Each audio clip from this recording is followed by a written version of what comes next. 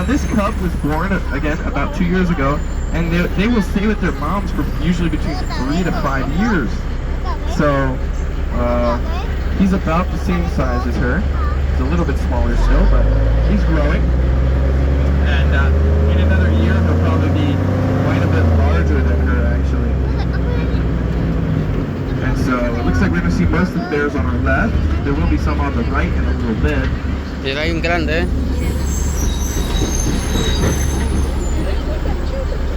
As you can see, they're pretty huge. You also see their claws sticking out. Bears do not have the ability to retract their claws, so their claws are always out. And then we'll start seeing some to our right, around this pond over here. Hay dos grandes, And these guys are also omnivores, so they'll eat both plants and animals, but they do prefer animal sources of food, so they will hunt quite a lot for their food. And in a moment, on your left side, you'll be able to see our cubs from this year, which are about 7 months old. So if you look over to your left, you'll see those small little babies. There are 2 of them, and they are with their mother over there. And they're about 7 months old, like I said, so they'll stay with their mom for another 2 to 4 years.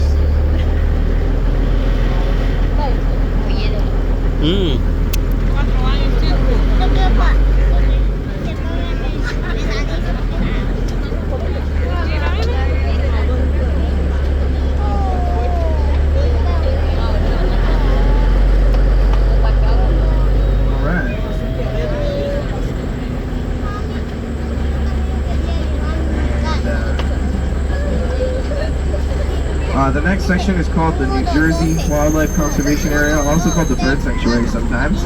It's a I do see the babies, so if we look to our right, everyone look to your right, alright?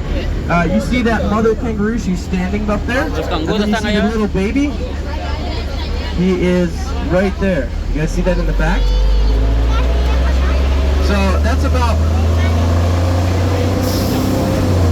how big they're going to be when they come out of their pouch. So when the baby is born, it's about the size of your fingernail. And it will stay in its mother's pouch until it's that size and it doesn't really fit anymore. And then it'll come out onto the ground and it'll start having to learn how to eat and stuff. It'll still be on milk at that time, but it'll start learning. Okay? So that's pretty cool. Also with those kangaroos, you notice some of them were red, some were gray. The red ones are the males, the gray ones are the females. And then we also have the emus here, so there's one over here. There's some on your left as well. They're similar to the rhea, they have 3 toes. They're a little bit bigger though, up to 80 pounds, they're about 7 feet tall. And also they are the only bird that has calf muscles, which is that muscle in the lower portion of your leg. They also technically do not have wings, they have these tiny little arms instead, with claws on the end of them. So that's very unique. And those are the emus. And so then the next section we're going to go to is going to have another member of the big cat family. So there's the lions, the tigers, jaguars, leopards, and snow leopards. Here we're going to see tigers, which are the largest. Some of them are the largest. The first one we're going to see is a Bengal tiger. So look to your right. We're going to see her sitting around that fence towards the back.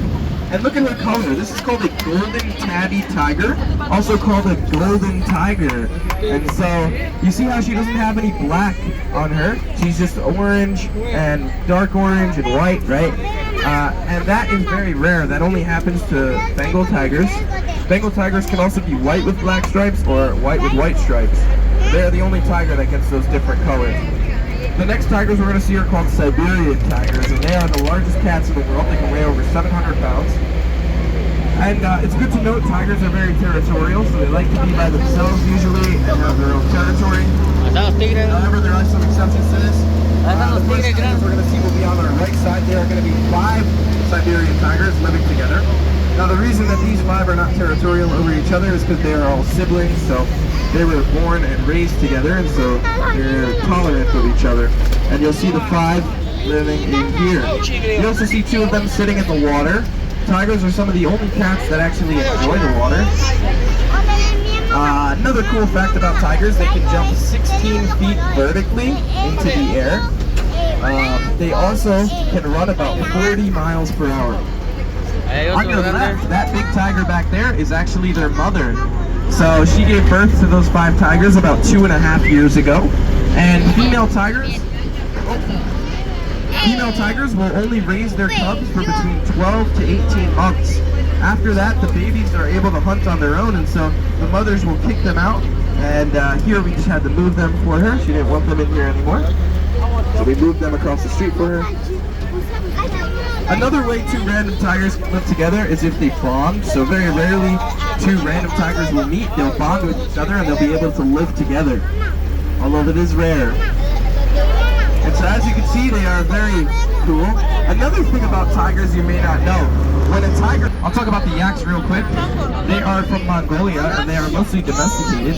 Often used Mira for aquí. dairy things, also for their milk and fur. They're kind of down there. Might be hard to see. And then behind the fence are the olive baboons, which are really the main thing here. Olive baboons are native to 25 countries in Africa, which is almost half the countries. They start in Central Africa, and then if you go all the way to the east and west coast, you can find them pretty much in that kind of band of countries there. And as you can see, the baboons, there's a lot of them. They are social animals. They'll travel in groups known as a troop, which can have up to 150 baboons in it. And they have a fairly complex social dynamic. Okay, so they have some of the baboons are dominant, some of them are below that. And yeah, they will compete for things, for position and